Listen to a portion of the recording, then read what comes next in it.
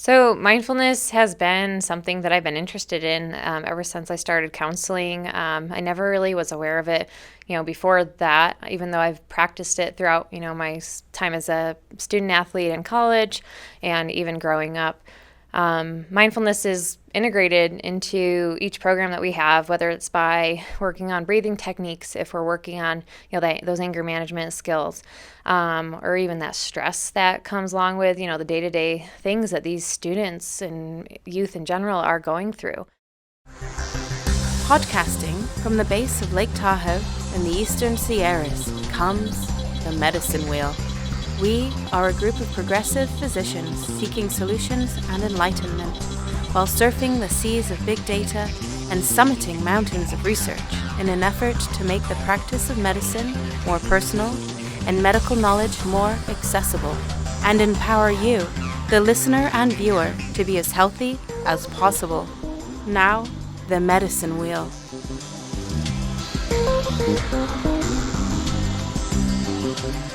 Good afternoon, morning, evening, wherever you may be. This is Robert Floyd. I'm here with Jessie Koltz, the founder and executive director of Mindful Health Initiative. Welcome, Jessie. Thanks for having me. Of course, absolutely. The Mindful Health Initiative is a program to get underprivileged youth. Is it just underprivileged, or can anybody do it? I mean, really, it's open to anyone, but I specifically, made it for the underserved populations that might not have that access to the supports that we're putting in place. Excellent. So it's to get the underprivileged kids access to skiing, mountain biking, rock climbing, jiu-jitsu, martial arts, whatever it may be, surfing on, stand-up paddleboarding on Lake Tahoe, going for a hike in the woods, to get these kids the opportunity to get outdoors and experience something that they otherwise would not have experienced. And so tell me how you started this, and tell me a little bit about your background and why you started this. Right. So I'm an athlete. I've been an athlete my whole life. That was, I guess, one of the key factors of getting this up and going. I'm also a counselor. I've been in school systems in a few different states over the past 6 years. So I've worked with students directly, and I guess my influence with my sports background, I bring that into the school setting. I work with students in the social skills of, making a sport happen. But I mean, Mindful Health Initiative isn't just about sports too. It's arts, music, and trying to get that integrated more into, these youth's lives. And the need is there all over the place. I mean, funding's cut from a lot of different programs, and whether it's PE, arts, or music, depending on the district. In the more at-risk, underserved populations, students don't have access to any of those opportunities in the school, let alone outside the school, because it costs so much money to be involved in a club sport or, a music program, or, maybe like a theater or dance program that they're interested in. Yeah, I'm glad you reminded me of that, because I forgot to mention that it is about arts and music as well. And that's just, it's basically experiential education for them, right? Yes, hands-on. And then so you also focus on, give me your typical day, because you focus on not just the athletics and the music and art, but also the mindfulness part of it. What do you do with the kids to engage them and make them more mindful? So mindfulness has been something that I've been interested in ever since I started counseling. I never really was aware of it, before that, even though I've practiced it throughout, my time as a student athlete in college and even growing up. Mindfulness is integrated into each program that we have, whether it's by working on breathing techniques, if we're working on those anger management skills, or even that stress that comes along with the day-to-day things that these students and youth in general are going through, whether it's stress at home, stress with friends, working on breathing, being okay with yourself, being right there in the moment, noticing what's going on. That experiential education is kind of weaved in with the mindfulness together, throughout the sessions that we have with them. So do you teach the kids like breathing techniques and meditation techniques and so on? Right, like sitting there in silence, that might be the only 5 minutes of silence that those kids have, all day type of thing. Being aware of, the sounds, the sights, maybe when we're going on an experiential hike in the woods, not talking to one another and being okay being alone. As an example, we've done with our jiu-jitsu programs some meditation before and after jiu-jitsu just to be more centered with yourself, that positive self-talk and just that breathing, whether it's in a body scan practice and other things that go along with that mindfulness and meditation. Elucidate the body scan practice. Some of the listeners might not know what that means. Right. So it's being aware of every little bit of your body, really. So maybe it's going from the toes up and focusing on, your toes and your feet and being aware of your feet and just being okay that they're there and, noticing them. Going up, and it's a calming practice, really. Like before you go to bed, I love it at that time because it really calms me down, grounds me to where I am. And then just goes up, part by part, whether it's listening to a recording that you're listening to or just doing it on your own. And just making sure you're taking that time to really focus on each piece and going all the way up to, your shoulders, your head, your arms, and then just bringing it back and being aware of the whole body. And how old are these kids you're doing this with? Anywhere from, 5, 6 years old up until college age, really. Okay, excellent. Are you seeing some positive results? Yes. So right now my programs, we don't have a ton of them. They've been sporadic. I started Mindful Health Initiative about a year ago now, and I was on my own. I had myself to run the programs while I'm getting my PhD too. So I'm in school, I'm working, and then I'm trying to do this on the side of it because it's important to me. In the spring, we had a few more programs because I had some interns from the local university at UNR help me. And then the summer, we worked with a specific program. So it's really varying depending on the semester. Usually programs are, what I'm interested in doing is a 6 to 8 week program, whether it's like once or twice a week, doing some group sessions. They've varied though. Like our rock climbing programs, they've been maybe once every couple months, and it's a 2-hour immersion where it's like a mentoring experience with older rock climbing individuals that are mentoring these younger kids, getting them exposed to this sport, and integrating the mindfulness aspects that we're bringing into those sessions. But I really enjoy when it is the longer sessions because then you can see those improvements, right? You're not just seeing one student once. Yep, that sounds like you're having repeat contact. Yes. And, repetition really helps build better practices and a better base, right? I mean, if you do it 20 times, it's going to be more impactful than if they do it once or twice. So tell me a little bit about your background and, start with, you said you're a student athlete and you're getting your PhD right now. So tell me a little bit about your background. Yeah. So I grew up playing sports, softball player and swimmer mainly. Decided to go to school for swimming. So I went to the University of Buffalo and got a full ride there to swim. I was a sprinter. That was a whole world in itself, being a student athlete, right? Managing your time, stress with academics, and then your sport. After that, I went off to grad school at Penn State to get my master's in counseling, and my specialty area was school counseling, so that's what I knew I wanted to go and be at the school level. Went into that. I've been working as a school counselor in different settings, elementary, middle, and now high school, for 6 years. 2 years ago, I was at a local school here in Reno, underprivileged school that really didn't have these supports that I was aware that students needed more of. And a lot of other community members that I've been in touch with and interacted with have seen that too. So it's kind of been really nice bringing that together and supporting these students that don't have that opportunity to get, whether it's these outside sports or, these other services like music services or whatever it may be. So, yeah, seeing that need, I was influenced by my siblings. They live here in Reno too. We're from upstate New York. So my whole family lives here. They supported me to get this nonprofit up and going. I got it up and going at the same time that I was starting my first semester of my PhD. So it was kind of a lot at first, but not in my mind, because I wanted to still, be connected with those students that I knew I'd be able to, interact with still, and try to just spread the word more of, this different program that's coming about. Okay. And are you getting some good traction through the schools? I've connected to, the county here, Washoe County, which has been great.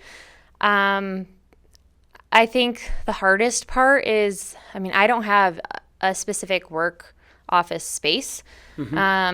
I am at the Reno Collective, so I have a shared space for my office through Mindful Health Initiative, but we don't have a location to go. So we have been going to sites, whether it's working with the Boys and Girls Club and going there, or working with a specific school that I've been in touch with the principal at, and going and being able to support the school in an after-school program.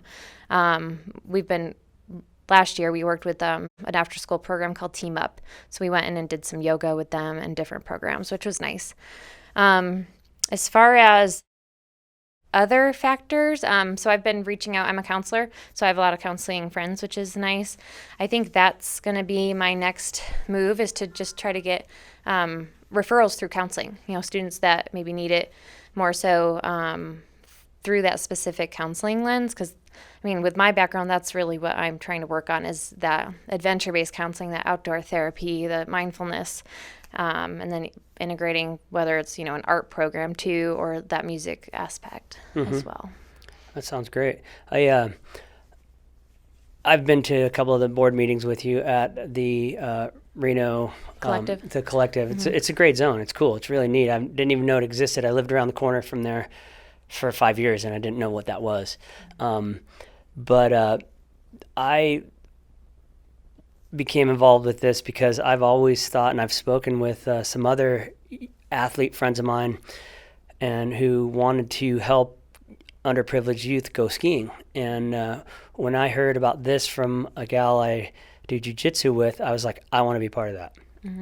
And so I have always wanted to help kids experience things that they can't otherwise experience, whether they're underprivileged or not. It doesn't really matter to me. If you're, a lot of rich kids don't get to experience things because their parents don't take them camping or whatever it is. And so when I heard about Mindful Health Initiative, I jumped on board because I know it's going to help people. And I was just explaining to the guys here at Wired that I think one of the reasons I wanted to have you on this, because this is the Medicine Wheel podcast, but this is part of health. This is part of wellness. And I really, truly think that you're going to be making the world better one child at a time. And if they can get experience like that, it's going to make them a better person. Yeah, that's the hope. Yeah, absolutely. And you may get someone out to go rock climbing, they might not like it. Right. You might get them skiing, they might not like it. You might put a violin in their hands, and oh my God. Opens their eyes. Yeah. Exposes them to that world that they weren't aware of, right? Because they didn't have that opportunity to be a part of it. Yeah. And so you're getting your PhD in? Counselor education and supervision. Counselor education and supervision. So you're going to be educating counselors? Right. Okay. It sounds pretty appropriate for what you're doing now, too, because you want to have, I'm assuming... Yeah, people under me. People underneath you from Mindful Health Initiative. Exactly. And then you're going to have a whole pyramid of other counselors taking kids out. And you've also you've had some, what is it, Skiing is Believing? Yeah, that's been my main partner, really. Okay. Tell us about that. So Meg, the owner of Skiing is Believing, a for-profit that helps get kids of any area out on the mountain. And then she also does camps in the summertime that aren't specifically with skiing, obviously. But very similar reason for doing what we're doing. Get kids outside, get kids exposed to different activities. And she's been great. She has donors that she reaches out to me, and then she's like, we have a few spots, who do you have that wants to come to these camps? So that's been, a great connection for us. And then the students that have been consistently, a part of Mindful Health Initiative are able to go if they're interested. Excellent. What other partnerships do you have?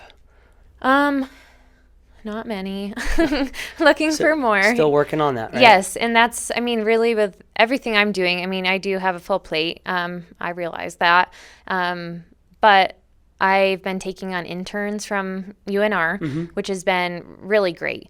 I've been able to help mentor them to be able to see what I do when I'm interacting with these students, but also see how this nonprofit is run from the more, executive realm of it, and have them go out and reach out to people. That's really my next step. One of their projects this semester is to put on a fundraiser. So we have not had one yet. So that'll be a first, hopefully before, November comes along. I think that'd be a good spot for it. And then for them to help me run these different programs. We're going to be doing, obviously some jujitsu work, which will be great. We're going to do some music programs because they're big into music. And then just some adventure-based counseling, more that nature therapy, with the hiking type of integration. So it'll be great, and just teaching them how to do it. Ideally, it'd be nice to have some graduate students help me, in the future. So I'll work up to that. These students are in their last year of the community health science programs. So I kind of got involved and just connected in that way at the university. Awesome. Great. Yeah. I know that Black Diamond Brazilian Jiu-Jitsu here in Reno, they've had a couple of classes, or at least one class with some underprivileged gals, right? Yep. So that was over the summer. So that was a group we worked with. So I guess you can call them a partner. We provided services for Quest House for an 8-week program. And what Mindful Health Initiative did, myself and my 2 interns over the summer, we went and provided 1 hour of a therapy session at the Quest house for these young women. And then we exposed them once a week to a different activity. So they went to jiu-jitsu, I think 3 times or 2 times throughout the 8-week period, which was awesome. Yeah, I know that the owners, John and Ryan, the head instructors and professors, and they both really want to connect more with you because make it happen more frequently. Yeah, and that'd be great because again, I was talking with the guys here at Wired and Nikki and about how martial arts really helps formulate better people. The core, traits that you need: discipline, self-respect, respect of others, humility. Yeah. So I think that would be really great to keep getting kids into that, and I know that Black Diamond really wants to continue with that, which is good. And that's an amazing, partnership, and all the people that come from it, right? You came from that area. Yep.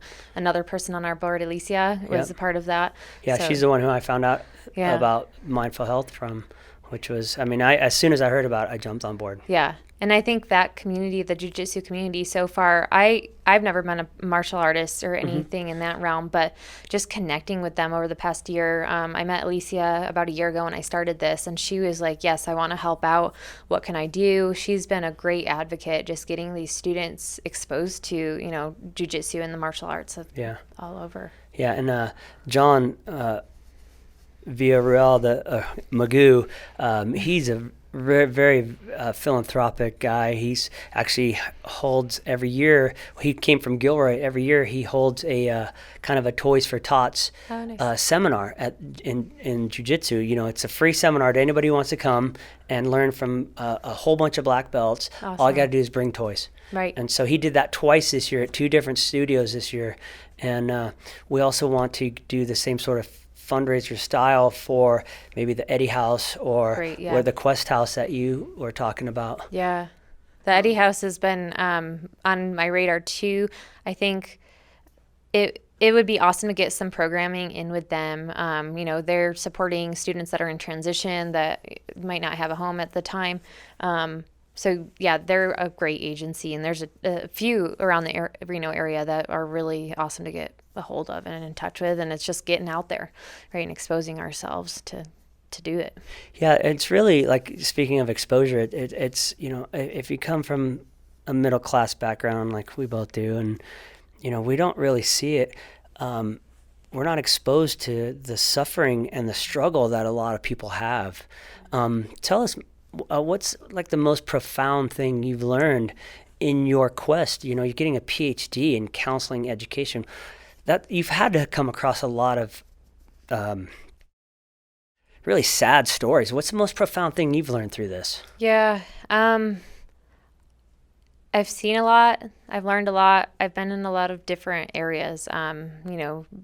I've been in some really wealthy and well-off areas. And then some of the most, poor and they don't have a lot of resources. So I think it's being a part of those underserved populations that's really exposed, what the majority of, people are going through, not being able to support themselves with maybe a house, right? Or they're living in a car, a family is, or on the street, or maybe they do have a place to stay, but it's overcrowded, right? It's not like there's only, you have your own bedroom, but maybe you're sharing it with all of your siblings.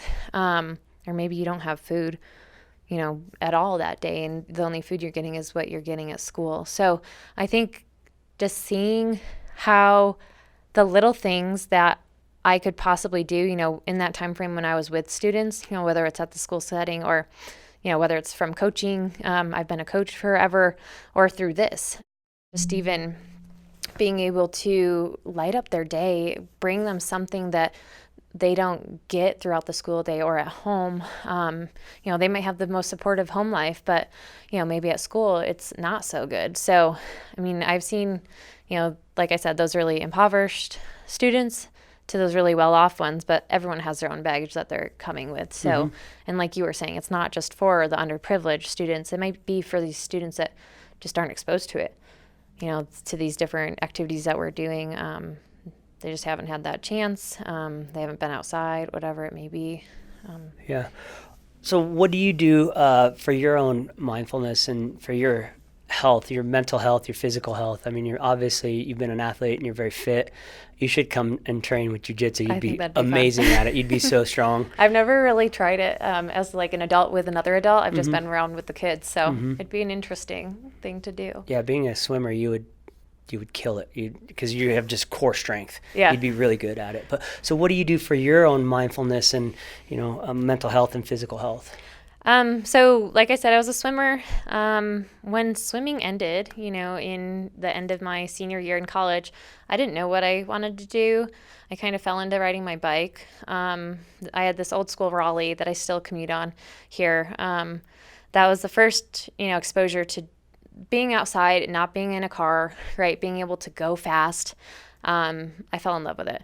When I was in state college, I rode my bike everywhere, got a better bike, which was nice. My dad was like, I guess this could be your sport now, But then I fell into triathlon because, having the swimming background, that's the easy part, starting to ride, and I knew how to run. As, an athlete, you have to do dry land. So started doing triathlon when I was in grad school, and then kind of grew from there. I went pro in road triathlon after the first year of racing, which was fast. But then I fell in love with off-road triathlon once I moved here to the Tahoe area, started mountain biking, and that's been my jam for the last 5 years. And trying to do that, it's brought me to some amazing places around the world so far, and I hope to continue it, especially after I'm done with this degree.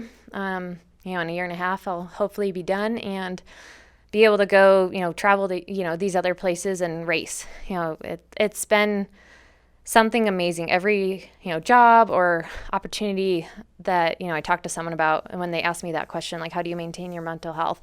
And I was like, that balance between work and life, right? My life is what I do every day.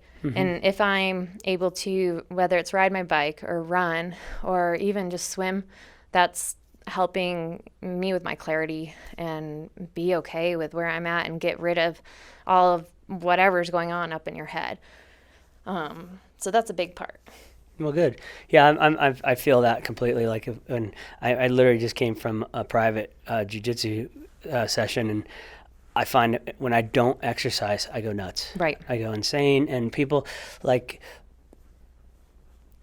what you've said before is that, they've cut out all these PE programs. It's no wonder the kids are so wound up, wound tight. Yeah.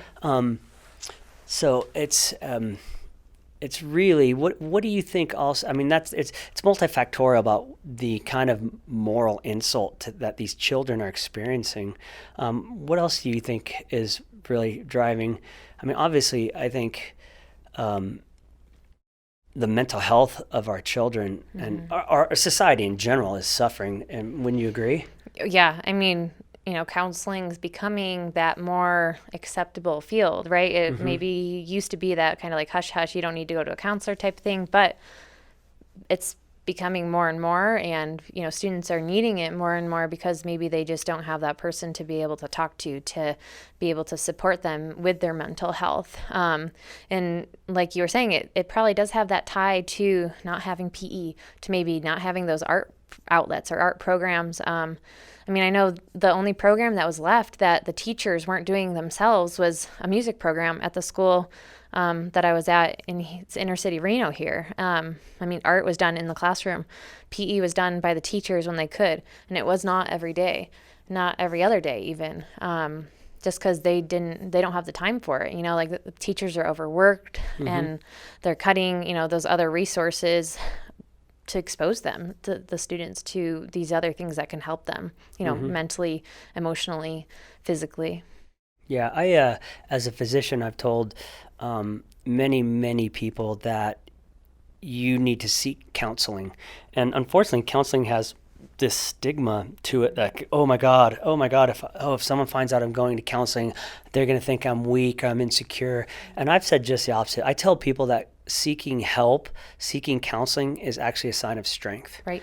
Because it's very difficult to be a human because of this 4-pound gelatinous mound we have between our skulls. So much is going on. Yeah, in there. and it's all about that. And so I have told them over and over and over that seeking help is a sign of strength. And I hope that we can make that stigma go away even more. The mental health aspect in our country is dismal at this point. And that's one reason why I wanted to have you on here, because again, the Medicine Wheel is about wellness and health, and this is a major function of health and wellness. Wouldn't you agree? Yeah, it's my love. It's why I got into this field, right? I knew that it's a beneficial, thing to be a part of, to be a mentor, to, support anyone really. As a counselor, right, you're working with anyone from infant age to, right before on their deathbed. So anyone can benefit from it, like you were saying. And I think, everyone should, right, in some way or another, whether it's, doing an outdoor based counseling activity like what we provided, like just going out on a hike, whether it's doing a guided hike with someone that is in the adventure-based field, or sitting down and talking face-to-face with a therapist. There's nothing wrong with that. It's great. Going and doing equestrian therapy, right? Riding a horse. It's magical. Every little bit. And it just helps your brain, right, filter out whatever it is that is negative or holding you down or making you feel, those emotional insecurities, whether it's that depression that you're feeling, it helps get it out and helps you feel better all around. Absolutely. And another thing is that you get in the flow state that there's a whole bunch of research going on right now. And getting in a flow state is really tremendous for productivity, for mental health. I know that when, and I'm sure you were in that flow state for many, many years as an athlete. Because when you're swimming, you're not thinking about anything else. Your mind is clear, and all you're doing is focusing on one activity, being mindful of not being distracted. Right. And that's one of the issues. There's so many distractions these days that people don't have the time. Like you said, 5 minutes of silence. Right. Silence is golden. It really, truly is. But we're so bombarded every minute with your cell phone, your computer, the news, the TV, the whatever it is, and it's really, really have, I think, severe negative impacts on our youth. Yeah. And I mean, it's even like taking the time to pick up a physical pen and writing something down and journaling, your emotions or your reactions to something on a physical piece of paper instead of, texting it or typing it or whatever it may be. Taking that time away from the screen and just being okay with your thoughts, right? Writing them down or whatever that may be to process it. Do you guys have kids journal when you do these programs? Yeah, and I actually, so when I train my interns, I make them practice some mindfulness skills too. So then they're immersed into it themselves. So right now, our week activity together is journaling about our experiences, and then coming back on Wednesday when we meet again to discuss, what are some triumphs that you had this week? How did you get over those obstacles? What are some, positives that happened, and how did it make you feel? How you just said something that made me want to ask, how do you cultivate your mindfulness skills? How do I bring it to other people and train them? How do you help people cultivate mindfulness skills, basically? Put them in the mindfulness process, right? It's like... Which includes what? Like what we were just saying, journaling, doing a body scan every night, practicing yoga, sitting and meditating, a lot of things practice from my one friend. Do you know Colleen with Equilibrium? Yeah, right? I had her on the program here. Yeah, she teaches that mindfulness course, which is great. So it's kind of like a modified version of those skills that are taught in her course through Equilibrium. And it's like a crash course, but it's teaching, these individuals that are going to be mentors to these kids, how are you processing it? So, I mean, if you're not doing it and you're not processing it, how are you going to expect these kids to, give you feedback and, be able to get through it, and you don't know what that experience is like, right? Yeah. So it's experientially doing it yourself so you can help better support those other individuals. Excellent. I like that.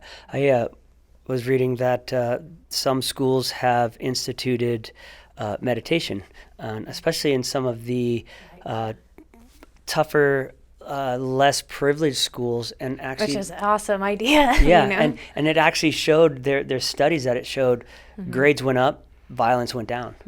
And I also read something about detention was replaced with meditation, and all of a sudden, students' behavior was improving, and there was less detention. Yeah, right. It's pretty incredible. That sparked my idea for my dissertation too, like integrating this. How can you support these students to help, their grades are going to improve if they have these skills to help them, calm down or de-stress, because then they're not going to be as reactive, right, and problematic, behaviorally or emotionally.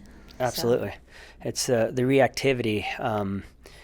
I'm working on being less reactive and more contemplative. Everyone could do it, right? They could benefit from all of this. Yeah, and our society is very reactionary, and it's that's a very bad habit to be in. Yeah. It's not a good mindset. It hurts everyone around you, I grew up with it, and I learned fast too. I had the same, maybe some anger, issues myself. So once I started practicing it. What are you saying? I have anger issues? No, now? I was just saying. If you're reactive, you've kidding. been angry to me. Yeah. So I'm sure you're really I'm nice. totally kidding. No, but I am. I've actually sought counseling on my own for anger issues, and because I was telling patients you should seek counseling, I'm like, well, you know what? I don't like to be this. I don't like to be reactionary and angry. It sucks. Yeah. It doesn't make you feel good, and seeing how it affects other people too, right? And then, you have to pick up whatever you did, right? If you were mad at them, and then you have to go apologize, and that's time spent there. So yeah, it's just kind of like this never-ending process. Yeah, and it's never good for anybody. Yeah. One of the things is like just take a deep breath. It's like, when you get that email that really pisses you off, you should not respond immediately. Maybe write the email, but don't send it later. Yeah, go back to it later. And so, it reminds me also of that story that someone I saw somewhere about, little Johnny's angry. Every time he gets angry, Dad says, go put a nail in that fence post. And so he does. I've seen that. And then after, 6 months, he says, okay, now go take out all those nails if you're not angry anymore. And he says, but see, that fence post still has all those holes in it. So it's really Yeah. It's really detrimental to not just the person who's very reactive and angry, but people around them. Right. You know, and how you affect. unfortunately, like I think a lot of these kids that you're trying to help come from situations like that, where parents are abusive, or they've been abused. Right. You were talking about the adverse childhood events.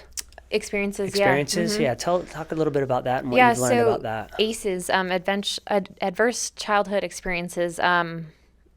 Like I was saying, we all come with baggage, right? And that's kind of like the word that, as an adult, you have something that affected the way that you reacted, the way you are. So some different experiences that children could have might be a divorce, right? That's an experience. Like their parents are getting a divorce. Could be sexual abuse, physical abuse, emotional abuse. Could be the death of someone they loved, right? It could be a family member. All of those kind of rack up if you say that, and affect the student, right? If they're not talking about it, it's all in here, and they're not being able to do anything about it because it's all bottled up, and maybe that's why they are reacting in that negative way.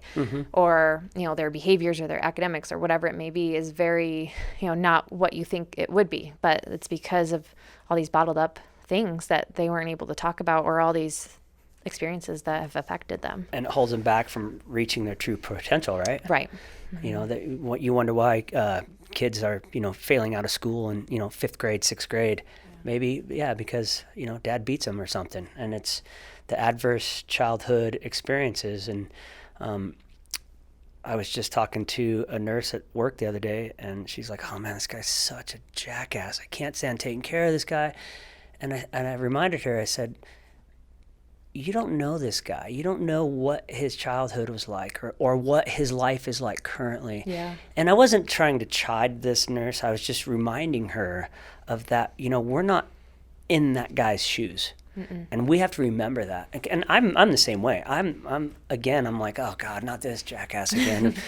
So I'm working on myself to remind myself to be more accepting and open, and helping people, and not projecting, because projecting is bad news. And I can project my thoughts onto you, and so on and so forth. And so it was really like, it was a practice in reminding myself while I was reminding her. Right. And another nurse came up to me yesterday, and this was a couple days after that, and she said, that was really profound what you said to her.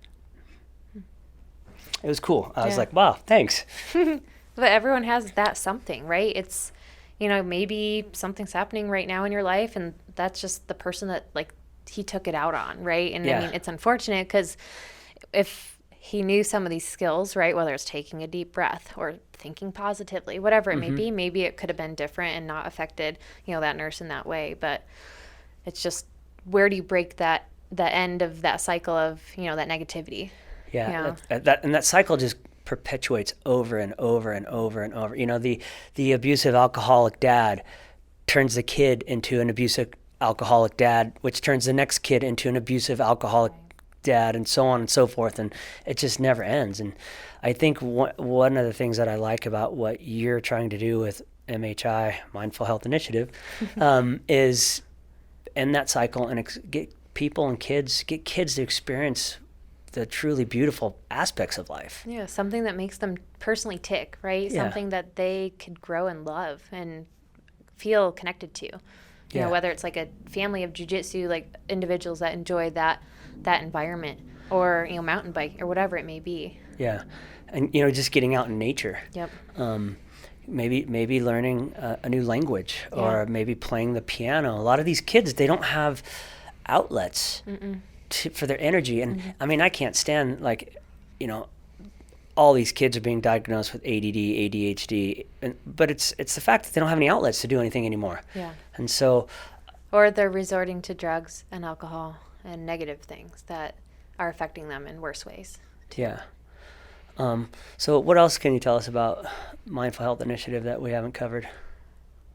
We're looking forward to growing. I know it's a slow start, and I think that's maybe what like I was ready to like just to go and move, because that's my personality, is just like, go fast, get as much ground covered. But I think talking to the board itself, it's realizing that, hey, one step at a time is what's going to get you there. Knowing what works, how the different programs are working, evaluating them, going back and seeing what we can do better.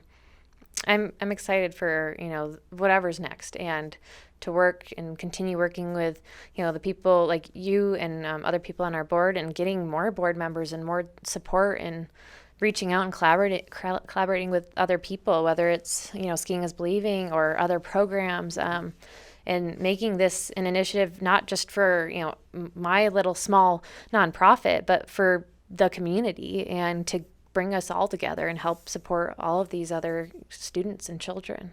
Yeah, I think if you can do this, it's going to, like I said, make the community better, one child at a time. So how can, it's a nonprofit, so are the donations tax deductible? Yes. So how can someone donate or get in touch with you? We have a website. My boyfriend helped me make it, which is really nice, and I'm trying to update it. But you can go to mindfulhealthinitiative.org, and on there's a link to donate. You can also connect with me that way. There's a newsletter. We try to get one out a month now, with what's going on, what we've been doing, upcoming events, and the information is all on that website. My email is jessie@mindfulhealthinitiative.org. You can call too, 775-391-8121, and just let me know, what the interest is right now. So this semester we will be doing Saturday groups. So that's really what's up and coming. We'll be doing our music groups on Saturday, and then our adventure-based counseling groups, and then whatever we talk about too with jiu-jitsu, and when that can, work out. So those are really what's going to come from, now middle of September until hopefully the middle of November. And then that's going to be, at least 6 or 8 weeks right there. Okay. And so how can, if somebody wants to get their kids involved, or like, let's say a teacher at a school has a student or two. Yeah. And they can just contact you at mindfulhealthinitiative.org. Yep. We have our Facebook page too. Okay. So I actually updated that this morning, with just these events and what day they'll be on Saturdays, but just the times to be determined right now. Instagram too, we'll be putting our weekly 3 posts a week up there relating to what we're doing, just some different mindfulness techniques to use throughout the week to remind you. Great. So you can follow us on either of those platforms too. Awesome. Well, I want to thank you for making our community a better place and helping kids. So well, it's getting the help too, and working with people like you, and doing all of that, and just coming together, like you said, like having it as a community, not just one person. I'm not here to be like the person that's starting this. I'm here to be maybe someone that's like speaking out and saying, hey, let's, hold hands together and make this better. Yeah, well, I mean, it's gonna, if it affects one child, it's gonna make the world a better place. So thank you very much. Yeah, it's been my pleasure. It's something great that I enjoy doing. Well, good. Awesome. Again, any last words or? I think you did great. Okay, awesome, good, thank you. Thanks for coming here. It was really great to have you. I'm very excited to keep working with you, and we're gonna blow this up and help a lot of kids, I think. Yeah, so. I hope so. Yeah, please. I mean, like whatever we can do to kind of work together, it'd be awesome to make that happen. So. Awesome. Alrighty. Again, this is Robert Floyd with Jessie Koltz. She's from Mindful Health Initiative. We're signing off from the Medicine Wheel podcast today. Please like us. Please give us a rating. Please share us. If you like what you see on this podcast, please share it with your friends. That's the only way we're going to get this information out to everybody. Thank you much. Have a great day. The Medicine Wheel encourages all of our listeners to subscribe to our newsletter and podcasts as we continue to explore the world of medicine, bringing you up-to-date health and science information. The Medicine Wheel invites our listeners to email us any newsworthy stories or topics they wish to explore further and discuss on the podcast. For more information about the Medicine Wheel, please visit us at our website, www.themedicinewheel.org, and on Facebook, and finally on Twitter and Instagram at The Med Wheel. In an effort to support access to integrative medicine and functional medicine options for those in need and education for those who need information, please consider donating to Project OmCare, 501c3.org. Please go to our website, www.themedicinewheel.org, to learn more. Thank you again to all our local sponsors, Grateful Gardens, Lighthouse Coffee, and Dorinda's Chocolates, which represent some of the best organic and appetizing options in the Reno, Tahoe area. Lighthouse Coffee Shop is a proud sponsor of the Medicine Wheel. We are a family-owned and operated local coffee shop. Our goal as a business and a family is to cultivate community wherever we are.